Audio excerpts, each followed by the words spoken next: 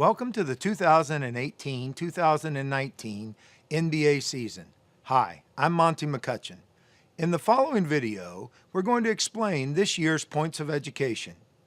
Let's start with freedom of movement on the perimeter, which includes impedes, wraps, and contact on screens. This first play is an example of a defensive foul for impeding progress. The highlighted defensive player, Corey Joseph, reaches out and grabs the midsection of the moving offensive player, Rodney Hood, as Hood attempts to cut to the basket. Freedom of movement is crucial to the flow of the NBA game. This next example will show the highlighted defensive player, DeJounte Murray, reaches arms around the moving offensive player, Klay Thompson, and he impedes Thompson's progress as Thompson cuts across the paint. This is a defensive foul on Murray for impeding progress. Another example of a hold that occurs off-ball can be seen here.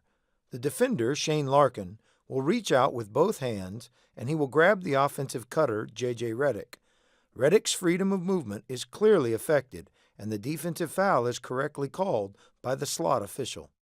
Let's now focus on the highlighted defensive player, Jonas Valanciunas, on this play. Valanciunas steps forward into the moving offensive player, Kevin Love, and he delivers contact with his shoulder to Love. This type of contact is illegal and is correctly ruled to be a defensive foul for impeding progress. A point of emphasis with the officials this season will be to call wraps by defensive players, even when the offensive player is stationary. Here we will see the defender, Ryan Anderson, wrap his right arm around the waist of his stationary opponent, Anthony Tolliver. This type of arm wrap is illegal and will be called consistently by officials this season. This next play is another example of a defensive foul for impeding progress. The highlighted defensive player, Julius Randle, wraps his arms around the offensive player, Anthony Davis, who is moving to set the screen. This contact affects Davis's freedom of movement and shall be called throughout the season. This is another example of a defensive foul for impeding progress, again involving a pick-and-roll play. The highlighted defensive player, Nene, grabs the arm of the screener, Jeremy Grant, and this grab by Nene impedes Grant's ability to roll to the basket. Next, let's look at another type of illegal contact as Bradley Beal goes to set a screen here for John Wall. C.J. Miles pushes Beal past his desired position and right into the on-ball defender, Kyle Lowry. This illegal contact by Miles clearly affected Beal's freedom of movement, and it is a defensive foul. There are freedom of movement guidelines for the post that our officials will be diligent in enforcing this year. They include wraps, dislodges, and contact on post moves to the basket. This first play in this section is an example of an illegal arm wrap in the post area. The defensive post player, Domantas Sabonis, wraps his right arm around the hip of his opponent, Greg Monroe. Arm wraps are illegal regardless of where they occur on the court and whether or not the opponent is attempting to move. Similar to the previous play, this time we see two guards matched up in the post, and again it is the defensive player, Tyler Ulis, who wraps his right arm around his opponent, Chris Paul. Arm wraps are illegal anywhere they occur on the court, whether they are committed by defensive or offensive players. This next example will show a post defender using both arms to affect his opponent's freedom of movement. The defender, Kelly Oubre, reaches out with both arms and he grabs the shoulders of his opponent, Ben Simmons, and he pulls Simmons backward and out of his legally obtained position. Oubre's actions clearly affected the freedom of movement of Simmons, and a defensive foul is warranted. The guidelines for freedom of movement apply to offensive players as well. Here, DeMarcus Cousins uses his left arm to grab and hold off his legal defender, Rudy Gay. This illegal contact by Cousins prevents Gay from being able to defend the entry pass, and an offensive foul should be called on this play. This next play is an example of an offensive foul for clamping an opponent's arm. The highlighted offensive player, Jeremy Grant, uses his left arm to lock and hold Myers Leonard's left arm, limiting Leonard's ability to defend the play. This is an offensive foul. Similar to the previous play, we see an offensive post player, Paul Millsap, clamp his legal defender. Millsap uses his right arm to clamp defender Evan Turner's arm, preventing Turner from defending the play. The next two examples will focus on jersey grabs. The highlighted defensive player, Stanley Johnson, reaches back and illegally grabs the uniform of Timofey Mozgov, who is calling for the ball in the post. This illegal uniform grab clearly restricts Mozgov's freedom of movement, and thus, this is a defensive foul that needs to be called. Next, we will see an example of an offensive foul for a uniform grab. The offensive post player, DeAndre Jordan, reaches back and grabs the jersey of his opponent, Karl-Anthony Towns. Jordan's shirt grab clearly affects Towns' ability to move freely and to defend the play, and an offensive foul should be called here. The post defender here, Cheick Diallo, uses his right knee to dislodge his opponent Kevin Love as Love attempts to establish position in the painted area. A defender may legally position his leg between the legs of an offensive player in the lower defensive box to maintain his position, but once the defender's foot is lifted off the floor, dislodging his opponent as we see here, a foul should be assessed. Offensive post players are not allowed to dislodge their legal defenders either. Here, the highlighted offensive player, Steven Adams, will extend both of his arms and he will push his legal defender, Marquese Chriss, in the back. This illegal contact dislodges Chriss, and an offensive foul should be whistled. Let's next take a look at two plays in succession.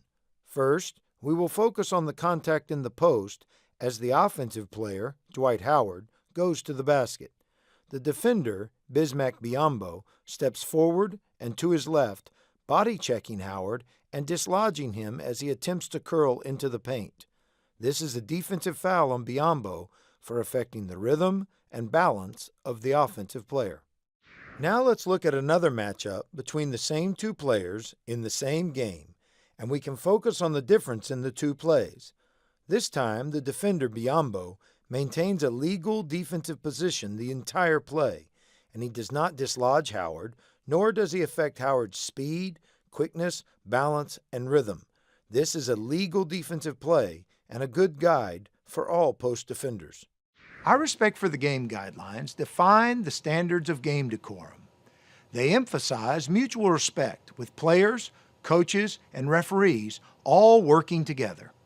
Following the defensive foul on this play, the highlighted defender, Carmelo Anthony, commits an overt gesture in resentment to the call by air punching toward the official.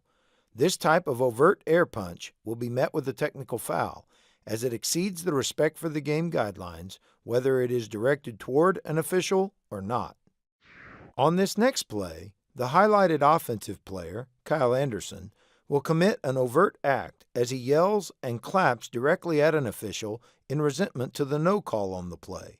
This type of reaction is overly demonstrative, and it exceeds the Respect for the Game guidelines.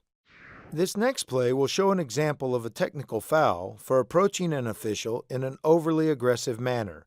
DeMar DeRozan is called for a defensive foul on the play, and he gets up and approaches the official while yelling and gesturing about the ruling. This type of reaction exceeds the guidelines and will be addressed with a technical foul. The highlighted player on this play, Michael Kidd-Gilchrist, will react to the non-call by throwing his mouthpiece to the floor. This type of reaction exceeds the Respect for the Game guidelines, and a technical foul was correctly assessed. Note that had the mouthpiece been thrown into the stands in a comparable manner, the player would be ejected. After this next play concludes, the highlighted player, Dwight Howard, will commit an overt act when he spikes the ball and it then bounces up into the stands. A technical foul will be assessed for this type of action. Also note, if a ball enters the stands with force as a result of a non-basketball play, the player will be automatically ejected from the game. Let's next shift to reactions that do not immediately earn a technical, but the continued actions of the player put him in jeopardy. Here, Paul George reacts to the foul by approaching the referee and voicing his displeasure. After his initial reaction, George then elevates the situation as he slams the ball to the floor and then tosses it all the way down the floor. George's reaction did not dissolve, and thus he was assessed a Respect for the Game technical foul. As we know, players are allowed to react to a call with which they disagree, provided the reaction is not overly demonstrative, disrespectful, or prolonged. Here, Devin Booker initially has an allowable heat-of-the-moment reaction to the foul call, but that reaction does not dissolve, and instead it continues past the point where it exceeds the respect for the game guidelines. A technical foul was then assessed for this heat-of-the-moment reaction that did not dissolve.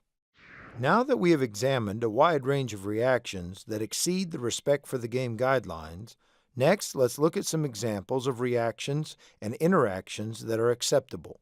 This first example shows Nicolas Batum reacting to the foul call against him by hopping slightly before then turning away from the official and clutching the ball.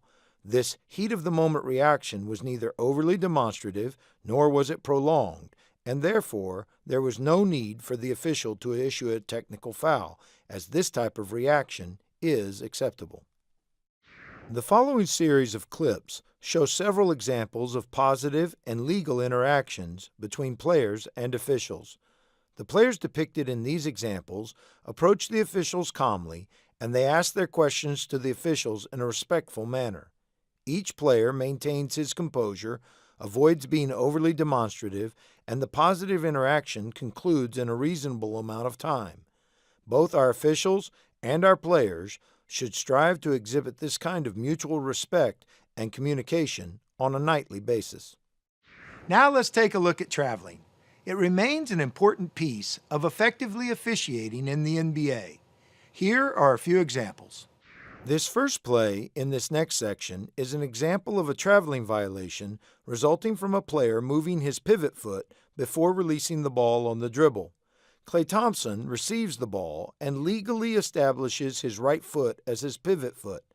As he turns and faces the basket, he lifts and replants that right foot without releasing the ball on the dribble.